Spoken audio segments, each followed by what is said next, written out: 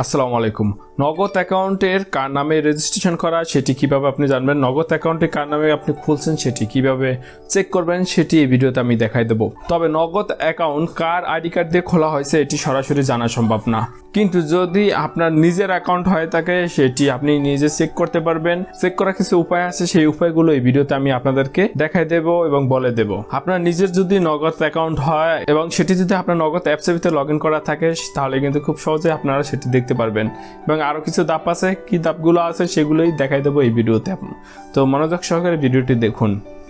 Number 1, নগদ অ্যাপসের মাধ্যমে আপনি এটি দেখতে পারেন। নগদ অ্যাপস দিয়ে চেক করার জন্য প্রথমে আপনাকে নগদ অ্যাপসে চলে আসতে হবে এবং এখান থেকে দেখবেন আমার নগদ লেখা আছে অথবা মাই নগদ এখানে লেখা আছে। যদি ইংলিশ করা থাকে তাহলে মাই নগদ লেখা থাকবে, আর যদি বাংলা করা থাকে তাহলে আমার নগদ লেখা থাকবে। নিচে দেখুন লেখা আছে, এখানে আমাদের ক্লিক করতে হবে প্রথমে। তো এখানে ক্লিক করার পর আমরা দেখবো KYC জমা দিন, এরকম একটি লেখা অপশন আছে। তো আমরা যদি এখানে ক্লিক করি তাহলে আমাদের কিছুটা নেটের সমস্যা থাকতে পারে। তো এখানে ক্লিক করলে কিন্তু আমরা দেখতে পারবো আমাদের এনআইডি কার্ডটি এবং কোন এনআইডি কার্ড দিয়ে খোলা আছে সেইগুলো আমরা এখান থেকে দেখতে পারবো। এবং আরো কিছু উপায় আছে দেখার জন্য আপনার নগদ অ্যাকাউন্টটি কার নামে খোলা আছে। আপনারা যদি নাম পরিবর্তন করে না থাকেন তাহলে উপরে যে আপনার প্রোফাইলটি আছে এখানে আপনারা ক্লিক করবেন। এখানে ক্লিক করলেই দেখবেন নামটি শো করতেছে। অনেক সময় আছে এখানে নাম দেওয়া থাকে, এনআইডি কার্ডে যে নাম আছে সেই নামটি দেওয়া থাকে, তাহলে কিন্তু আপনারা বুঝতে পারবেন যে এটি কার এনআইডি কার্ড দিয়ে খোলা আছে। তো এটি অনেক সময় সঠিক হয় না, কারণ হচ্ছে এখানে নামটি পরিবর্তন করাও থাকে। তবে আপনি KYC দিয়ে যদি এখান থেকে যদি জমা দিয়ে থাকেন কোনো একবার, বা এখানে দেখবেন অনেক সময় অটোমেটিকভাবে শো করে কোন এনআইডি কার্ড দিয়ে কোন নাম্বারটি দিয়ে খোলা আছে সেটি। নাম্বার 2, কাস্টমার কেয়ারে যোগাযোগ করতে পারেন। কাস্টমার কেয়ারের হেল্পলাইনের নাম্বার হচ্ছে 16784 বা 16167। এই নম্বরে কল দেওয়ার পরে আপনার অ্যাকাউন্টটি ভেরিফাই করার জন্য আপনার নগদ অ্যাকাউন্ট নাম্বারটি এবং আপনার এনআইডি কার্ডটি আছে সেটি তাদেরকে দিতে পারেন। দেওয়ার পরে তারা ভেরিফাই করে দেখবে এটি আপনার নামে খোলা আছে কিনা। এবং যদি আপনার এরকমও হয়ে যায় যে আপনি কার আইডি কার্ড দিয়ে এটি খোলা আছে সেটা আপনি সঠিক জানেন না, মানে আপনার আইডি কার্ড নাই কিন্তু আপনার বাবার নামার আইডি কার্ড দিয়ে খোলা আছে সেটি আপনি সঠিক জানেন না, তাহলে আপনি এই কথাটি বলবেন যে এটি আমার বাবার নামার আইডি কার্ড দিয়ে খোলা আছে সেটা আমি সঠিক জানি না। তো সঠিক তথ্যটি জানার জন্য আপনাদের কাছে ফোন দেওয়া হয়েছে। এবং আপনার বাবা মার এনআইডি কার্ডের নাম্বারটি তাদের কাছে দেবেন এবং তারা যে প্রমাণপত্র চাইবে সেই প্রমাণপত্রগুলো আপনাকে দিতে হবে।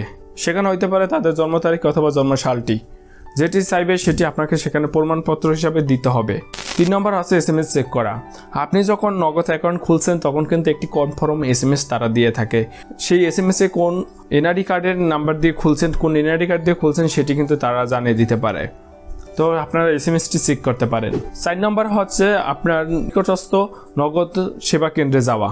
আপনার আশেপাশে যদি কোনো সেবা কেন্দ্র থাকে নগদ অ্যাকাউন্টে তাহলে সেখান থেকে যাই আপনারা এই তথ্যগুলো দিয়ে আপনার নগদ অ্যাকাউন্ট কার নামে রেজিস্ট্রেশন করা আছে অথবা কার নামে খোলা হয়েছে সেগুলো আপনি দেখতে পারেন।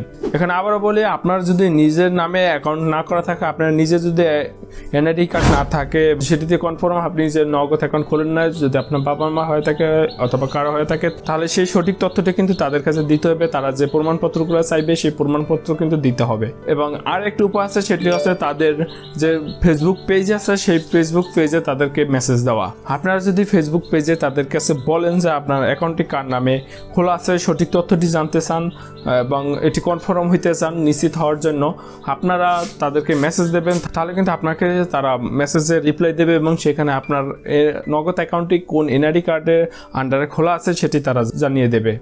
এবং এখানে চাইলে আপনারা একটি ফর্মও লিখতে পারেন, তাদেরকে অ্যাপ্লিকেশন ফর্ম যদি না লিখতে পারেন তাহলে আমাকে কমেন্টে জানাতে পারেন। আমি নেক্সট একটি ভিডিওতে আপনাদেরকে দেখাই দেবো কিভাবে আপনারা অ্যাপ্লিকেশন ফর্মটি তাদের কাছে সেন্ড করতে পারেন। এবং তাদের কিন্তু ইমেলও করতে পারেন, ইমেল অ্যাড্রেসও আছে। তো আমি সাইডে লিখে দেবো ইমেল অ্যাড্রেস অথবা আপনার ফেসবুক পেজ। আমি যেগুলো মেন পয়েন্টগুলো আছে যেমন নগদ হেল্পলাইন নাম্বার, এগুলো আমি সাইডে লিখে দেবো। তো সেটি আপনারা স্ক্রিনশট দিয়ে রাখতে পারেন এবং খুব সহজে সেটি পরবর্তীতে ব্যবহার করতে পারবেন।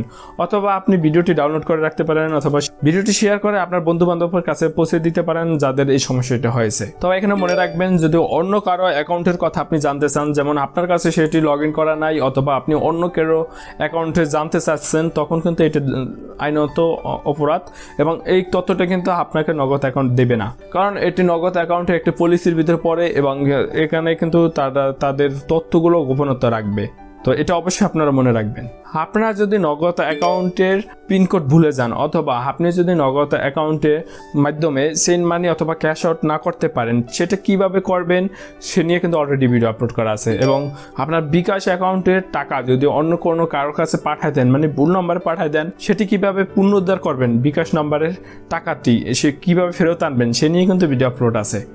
এবং বিকাশ অ্যাকাউন্টের যদি পিনকোড ভুলে যান সেটা নিয়েও আছে। আলহামদুলিল্লাহ আপনারা ভালো একটা রেসপন্স করছেন এইসব ভিডিওতে। তো নেক্সট ভিডিও হবে কিভাবে আপনারা আপনার নিজের বিকাশটি চেক করতে পারেন কার নামে রেজিস্ট্রেশন করা আছে। তো ভিডিওটা এই পর্যন্ত। আপনারা যদি এখন পর্যন্ত ভিডিওতে লাইক না করেন, প্লিজ ভিডিওতে একটি লাইক করবেন যাতে অন্য কারো কাছে ভিডিওটি পৌঁছে যায়।